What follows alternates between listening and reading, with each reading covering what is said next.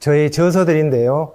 특히 희망을 주는 암치료법은 이 문화관광부 우수 학술도서로 지정되어서 저에게 영광을 안겨주었던 책입니다. 제가 오늘 말씀드릴 내용의 순서가 되겠는데요. 특히 에피게네틱스, 후성 유전학적인 지식을 바탕으로 암을 어떻게 효과적으로 예방할 수 있는가에 대해 말씀드리고자 합니다.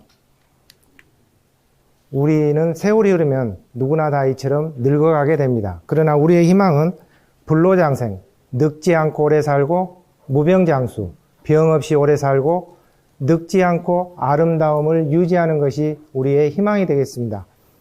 아까 전세일 교수님께서도 말씀을 하셨습니다만 이 생명과학자들이 이 외상이나 질병이 없었을 때 살 수 있는 자연수명은 125세 정도로 생각을 하고 있습니다. 그러나 주어진 자연생명을 다 누리지 못한 이유는 자기가 자기의 생명을 관리하지 못하거나 질병의 외침을 막아내지 못하기 때문입니다. 그래서 우리의 생명을 위협하는 질병은 크게 두 가지가 있습니다. 전염병 그리고 성인병입니다. 과거 20세기 초만 하더라도 폐결핵이나 장티푸스 이와 같은 전염병이 대부분 사망의 원인이었습니다만 의학의 발달로 이 전염병은 대부분 사라지고 성인병, 당뇨나 심장병, 암과 같은 성인병이 그 자리를 차지해버렸습니다. 그렇다면 암은 태어나는 것일까요? 만들어지는 것일까요? 이 암은 이 둘 다 맞습니다.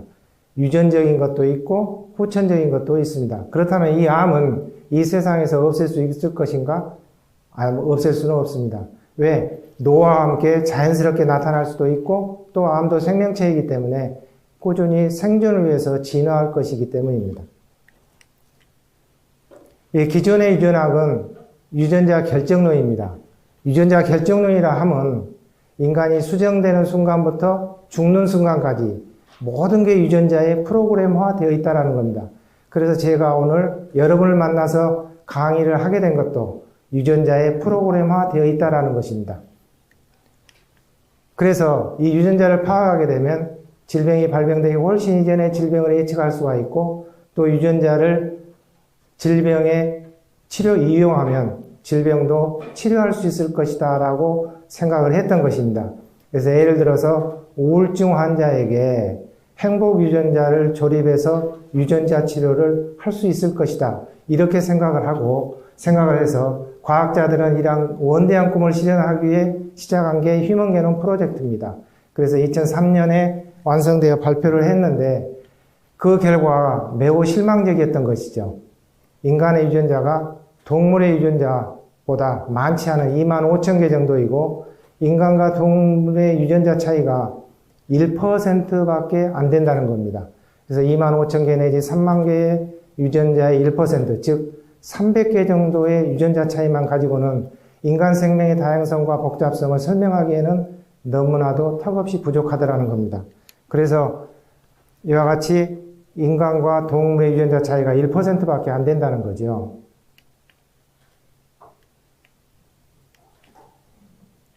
그래서 유전자 이외에 외부에서 유전자 발현을 조절하는 그 무엇이 있을 것이다 에 대해서 연구한 게 후성 유전학입니다. 세포가 유전자 활동을 제어하는 하나의 방법인데 DNA 염기 서열의 변화 없이 DNA의 변화를 일으키고 그것이 당대에 끝나지 않고 그게 유전이 된다라는 겁니다. 대단히 그게 중요합니다. 유전이 된다라는 겁니다. 기존의 유전학은 유전자 결정론입니다. 이 사주팔자 8글자처럼 유전자가 모든 것을 결정한다. 이게 일란성 쌍둥이인데요. 일란성 쌍둥이라 하면 두 사람의 DNA 염기서열, 즉 유전자가 동일한 거죠. 그럼에도 불구하고 성인이 되었을 때 이렇게 보면 외모로 보나 누가 일란성 쌍둥이라고 보기가 어려울 정도로 차이가 많이 납니다. 그래서 영국 런던에 있는 킹스 컬리지에 쌍둥이 리서치 센터가 있는데 그쪽에서 전 세계 5,000쌍의 일란성 쌍둥이를 가지고 연구를 해보았는데 사망할 때 보니까 전부 사망 원인이 다르다는 겁니다. 동일한 원인으로 죽는 사람이 거의 없더라는 겁니다. 그 원인이 뭔가, 그것을 에피게네틱스로 설명을 할 수가 있다는 겁니다. 생활 환경이 후성 유전자를 통하여 유전자에 영향을 준다라는 겁니다. 그래서 무엇이 영향을 주는가? 이와 같이 뉴트리셔널, 영양적인 요소들, 그리고 엑서사이즈, 운동, 그리고 깨끗한 물, 공기, 토양, 그리고 마음, 종교적인 것, 이런 것들이 유전자에 영향을 줘서 유전자 발현을 시키기도 하고 억제시키기도 하더라는 겁니다. 그래서 질병을 초래하는 건데요. 이제 그때 이제 휴먼 게놈 프로젝트가 완성이 되면서 이 유전체 검사가 한때 시도가 됐었습니다. 이제 안젤리나 졸리가 유전체 검사를 하니까 BRCA1이라고 하는 유전자의 돌연변이가 생겼던 거죠. 그래서 그 유전자에 돌연변이가 있으면 유방암이나 난소암의 발병률이 높아지는 걸로 되어 있습니다. 그래서 미리 유방이나 난소를 절제했던 겁니다. 예방적 차원에서. 왜? 자기 어머니가 유방암으로 돌아가시고 이모님이 난소암으로 돌아가셨기 때문에 그 전체를 밟지 않기 위해서 예방적인 치료를 했던 건데요. 이에 대해서는 찬반 논리가 많이 있습니다. 이제 에피게네틱스인데요.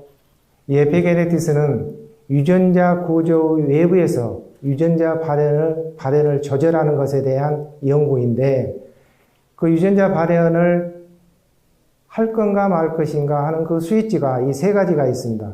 이 DNA 메칠레이션, 히스톤 모디피케이션, 마이크로 RNA, 이 세 가지 스위치가 있는데, 이 스위치를 켜느냐 끄느냐에 따라서 질병이 발병되기도 하고 억제되기도 한다라는 겁니다. 그래서 이 에피게네틱스가 중요한 경우는 평생 바뀐다라는 겁니다. 우리가 게네틱한 경우, 유전적인 경우는 평생 그대로 갑니다. 평생 그대로 가지만 이 에피게네틱스한 경우는, 이 후천적인 경우는 environmental factor에 의해서, 즉 환경적인 요인에 의해서 유전자의 성향이 바뀌기 때문에 가역적이다라는 겁니다. 평생 바뀐다라는 겁니다. 그래서 이 영양물질로 질병을 예방할 수 있다라고 얘기를 하는 겁니다. 그래서 이게 에피게네틱스를 단적으로 보여주는 사진인데요. 이 미국 병사와 우리 한국 병사는 이 유전적으로 차이가 있습니다. 이 체격이라든가 피부 색깔, 눈 색깔 이렇게 차이는 게네틱 차이인데, 북한 병사와 우리 한국 병사는 태어난 유전자는 거의 한국 동양인임에도 불구하고 이와 같이 외모가 다르다는 겁니다. 그게 바로 이 에피게네틱 차이가 되겠습니다. 그래서 우리의 유전자 발현을 조절하는 스위치의 첫 번째, DNA 메칠레이션인데요. DNA의 메칠화라고 이렇게 표현할 수가 있습니다.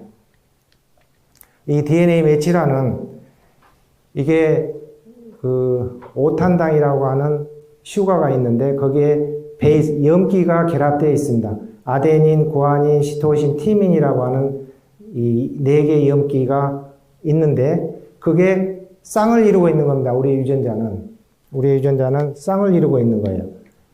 보면 티민, 아데닌, 구아닌, 시토신 이렇게 쌍을 이루고 있는 게 이렇게 쭉 연결된 게 32억 쌍이 있다라는 겁니다. 그게 바로 유전자입니다.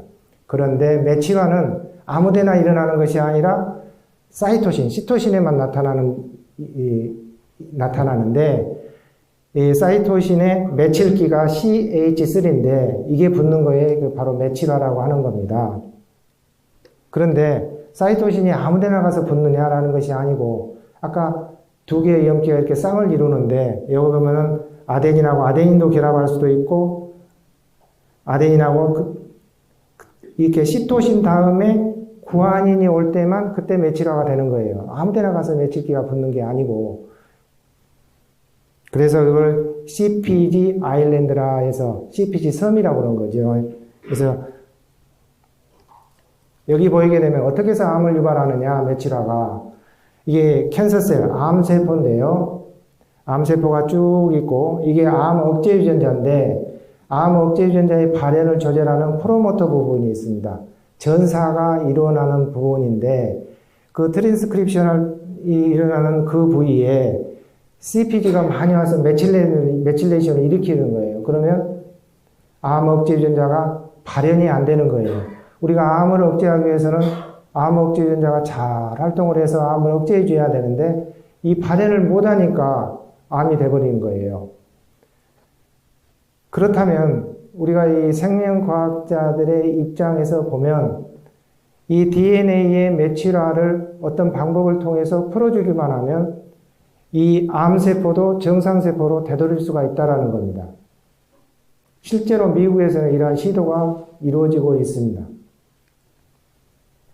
그래서 메칠기는 어디서 오는가라고 하는 우리 몸에서 대사가 일어나는 이런 과정인데 옆에 보면 폴레이트 사이클이라는 엽산 사이클이 있고 메치오닌 사이클이 있고 이렇게 이 톱니바퀴처럼 우리 몸에서는 돌아가고 있는데 이 폴리에시드에서 엽산에서 이와 같이 메치오닌 사이클로 가고 메치오닌에서 저쪽 보면은 SAM이라고 S아데노신 메치오닌이라고 하는 그 물질에서 메칠기를 전달을 해주는 겁니다.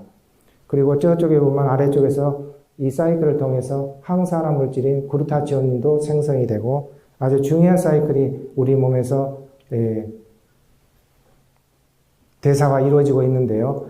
DNA 메칠화에 영향을 줄 수 있는 이런 영양소들입니다. 엽산, 폴레이트가 엽산입니다. 그 다음에 비타민 B 계열, 그리고 메치오닌, 베타인, 아연, 셀레늄, 제니스테인, 콩에 들어있는 EGCG라고 하는 폴리캠, 라는 물질, 또, 제니스테인, 콩에 들어있는 폴리페놀이고요. 녹차에 들어있는 EGCG, 이러한 것들이 DNA 메칠화에 영향을 준다라는 겁니다. 그래서 우리가 그래서 이런 DNA 메칠화에 영향을 주는 그런 물질들, 우리가 우리 몸에 좋다고 하는 이런 영양 물질, 비타민 B, 또 엽산, 오메가3, 이와 같은 EGCG, 이러한 것들의 불균형이 일어났을 때 DNA 메칠화의 이상을 초래할 수 있다라는 겁니다. 그래서 이런 건강기능식품의 역할이 또 대두되는데요. 이 건강기능식품이라고 하는 것은 이 건강한 사람은 보다 건강하게, 그리고 반건강인, 중건강인은 질병을 예측해서 질병을 예방하고자 하는 게 바로 기능성 식품의 역할이 되겠습니다. 이 셀 에너지 부스트라고 하는 이 물질이 있는데요. 이 물질에는 다양한 성분들이 많이 들어 있습니다. 마늘부터 시작해서 곡류, 식류 또는 브로콜리, 여기 보면 비타민 B 계열, 엽산, 이 다양한 메칠화에 관련된 영양소들이 포함되어 있어서 현대인의 식사에서 나타나는 이 영양 불균형을 해소시킬 수가 있고, 또 이 한 포가 1200kcal이기 때문에 한 끼에 간단한 식사가 될 수 있는 정도의 칼로리입니다. 그래서 이 DNA 메칠화에 영향을 줄 수 있는 건데, 주로 이 DNA 메칠화는 소화기 계통의 암에 많이 생긴다라는 겁니다. 소화기 계통. 왜 메칠화가 소화기 계통의 암에 많이 생기는가? 그 이유는 첫째는 방금 말씀드렸던 그 영양물질의 불균형, 두 번째는 독소입니다. 톡신. 세 번째가 미생물이고요.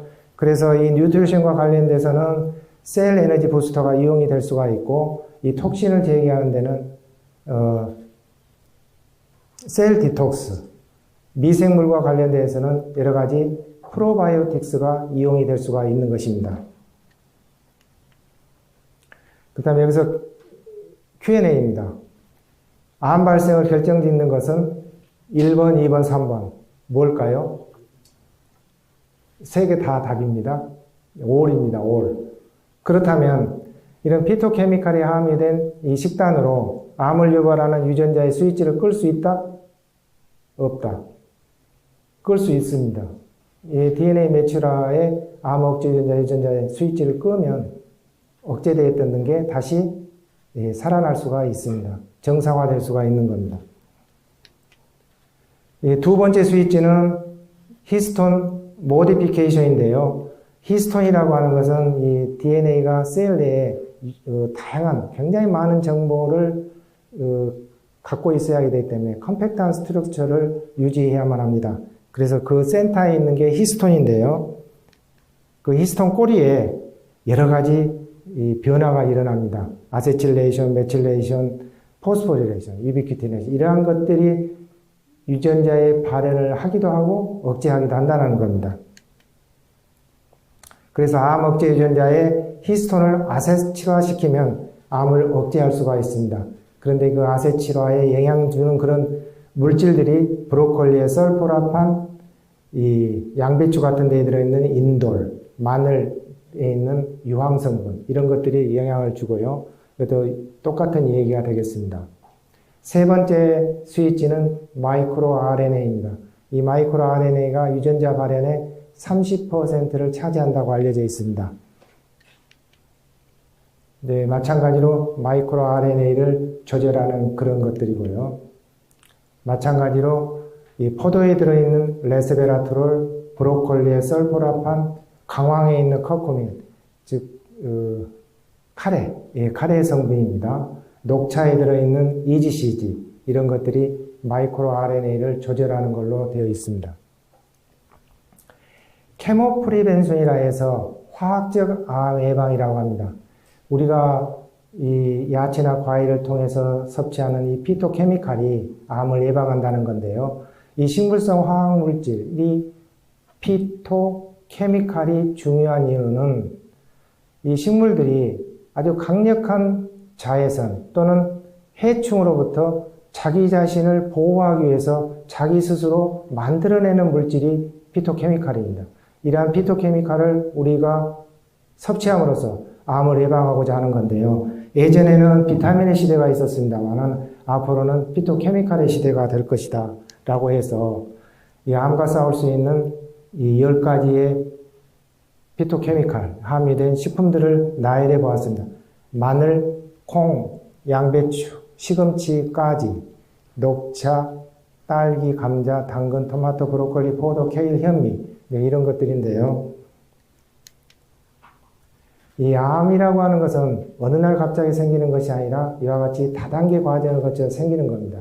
암세포는 단 하나의 정상세포로부터 발생이 되는데요.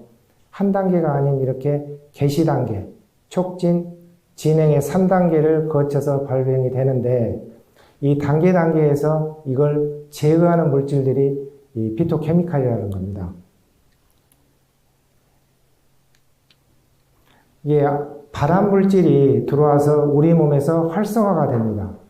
그러면 이 활성화된 발암 물질을 해독을 시키면 다시 배설을 시킬 수가 있어요.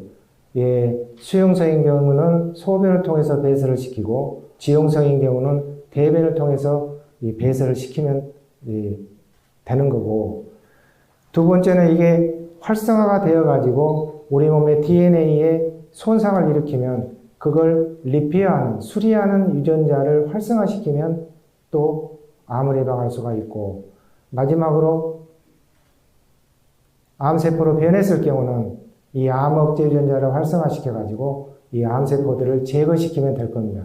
이와 같은 과정을 통해서 우리가 암을 예방할 수가 있는데요. 이 과정이 깨지면 이 암이 생기는 겁니다. 그래서 이 과정에 각각 작용하는 것들이 이런 영양물질들이고, 또 이 마늘에 되어 있는 유황성분은 이와 같은 과정에 차단하는 역할이 있고, 그래서 피토케미칼들은 그 야채나 과일이 나타내는 이 색깔들이 다 들어있습니다. 브로콜리의 설포라판, 마늘의 유황성분, 토마토의 이 성분, 포도의 성분 이런 것들, 또 딸기의 엘라직 액시드, 포도 등등. 그래서 주로 이 빨간색은 라이코펜, 노란색은 귤과 같은 베타카로텐 이런 게 있고요. 특히 보라색은 안토시아닌이라고 하는 파이토케미칼이 들어있는데 가지의 주성분입니다. 이 가지는 보셔서 아시겠지만은 벌레 먹는 법이 없습니다. 굉장히 독합니다, 이게. 그래서 이와 같이 칼라를 다 먹지 못할 때 우리가 식용으로 대신할 수 있는 게 셀 에너지 부스터라는 그런 물질이 되겠습니다. 우리가 여기 보면 세친 검사라 해서 우리가 조직 검사를 하거나 손상이 되었을 때 우리 조직을 회복하도록 하는데 발생되는 그 유전자가 얍 유전자인데 잘못됐네요. 얍 유전자인데 저쪽에 있는 게 조직의 손상을 회복시키는 유전자가 이 얍 유전자인데요. 이 조직의 힐링이 끝나면 그 스탑이 돼야 됩니다. 그 스탑을 시키는 게 히포 유전자입니다. 그래서 얍 유전자를 끄는 게 제일 밑에 왼쪽에 있는 거 커큐민이나 데스베라토릴이 되겠고 히포 유전자가 발행이 되면 얍 유전자를 끄게 됩니다. 그래서 조직의 손상이 더 이상 되지 않도록 조직이 더 이상 증식하지 않도록 막아주는 건데 조직이 계속 증식하면 암으로 발현이 되는 거죠. 그래서 여기에 히포 유전자를 활성화시키는 게 보면 여기 쇠비름이라는 게 있습니다. 여기에 보면은 이뮤니스라는 제품이 여기 보시게 되면 쇠비름이 들어 있습니다. 이 쇠비름이라는 성분이 이런 암을 예방하는 효능이 있고 300조 금은화도 마찬가지입니다. 또 하나는 SHP 유전자라는 게 있는데요. 이게 스테이트 3 유전자가 있는데 이게 활성화가 되면 세포가 증식을 하고 제일 많게는 마이그레이션이 되죠. 암이 전이를 하고 혈관 신생을 함으로써 암세포에다가 먹이를 전달해주는 그런 유전자인데 그 유전자를 차단하면 암이 또 예방할 수가 있겠죠. 그게 바로 SHP 유전자가 활성화되면 스테이트 3 유전자를 차단시켜버리는 겁니다. 그게 바로 녹차의 성분 금은화에 들어있는 겁니다. 이 성분이 셀 디톡스에 들어있습니다. 여기 보면 쇠비름 금은화. 네, 아주 좋은 성분들이 들어있습니다. 이 세 번째는 아까 말씀드렸던 프로바이오틱스인데요. 이 라이보 프로바이오틱스는 이 유산균에 의해서 위에서 파괴돼 버리면 말짱할 것이죠. 이게 장내로 내려가서 유익한 세균들의 먹이가 되어야만 이게 제대로 활동을 하는 건데, 그래서 코팅이 잘 되어가지고 장내에 내려가서 활성화시킬 수 있도록 되어 있습니다. 그래서 체지방 감소 효능을 가지고 있습니다. 그래서 비만에도 도움이 되는 걸로 그렇게 되어 있습니다. 그래서 전립선에 쓸 수 있는 프로스타젠, 신장에 쓰는 네프리케어, 관절에 쓰는 조인트 헬스, 당뇨에 쓰는 인슐리젠, 이러한 다양한 제품들이 있어서 개별화된 처방이 가능하다는 겁니다. 그런데 이러한 영양물질이 영양물질만의 장점을 가지고 있습니다만 이러한 영양물질만 가지고 질병을 예방하거나 치료하려 해서는 안 되고 기존 약물 치료와 상호 보완함으로써 질병을 예방하고 치료하려 해야 합니다. 네. 그렇다면 돌연변이를 유발하는 환경 요인들이 인체에 좋은 이런 영양에 의해서 대부분 조절이 된다? 안 된다? 조절이 됩니다. 자연식물성 식단으로, 파이토케미칼로 암을 유발하는 유전자들의 스위치, 즉 암을 유발하는 유전자를 끌 수도 있고 켤 수도 있다 그랬습니다. 완전히 꺼버릴 수 있다? 이해했습니다. 이와 같이 영양이 질병을 예방할 수 있다라는 겁니다. 그래서 우리가 DNA 매치와 우리가 어떤 음식을 먹느냐, 운동을 하느냐, 또는 마음의 스트레스, 깨끗한 공기, 이러한 유전자를 배후에서 조절하는 음식과 생활 습관이 내 질병을 만들기도 하고 건강을 유지하게 할 수도 있다는 겁니다. 이상입니다. 경청해 주셔서 대단히 감사합니다.